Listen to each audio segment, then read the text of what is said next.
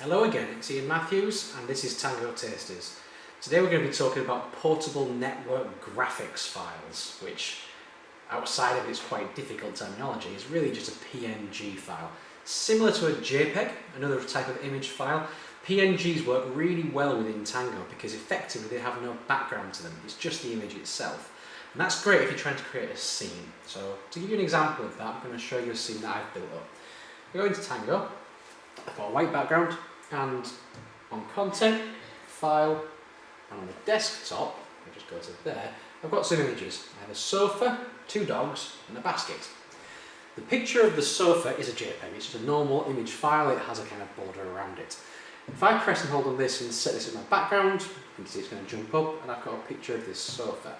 Now, the dogs, on the other hand, and the basket that I'm going to be looking at, these are PNG files. PNG files have no background, which means that wherever they're in the space, you're only going to just see the image itself, which allows me to do things like place one dog on the sofa, I could place the basket, which is also a PNG, cartoony style basket, got a basket there, but a PNG nevertheless. I could place that down there, and I could place the pug sitting in it, looking quite angry that his mates managed to get onto the sofa. That's the joy of PNGs.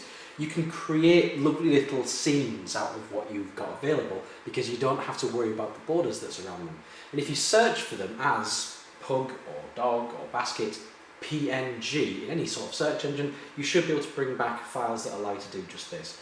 Usually you can tell the difference between a JPEG and a PNG because a PNG file will kind of have like a checkerboard effect around the background when you're downloading it to sort of show that that won't have that background when you put it into a position like this.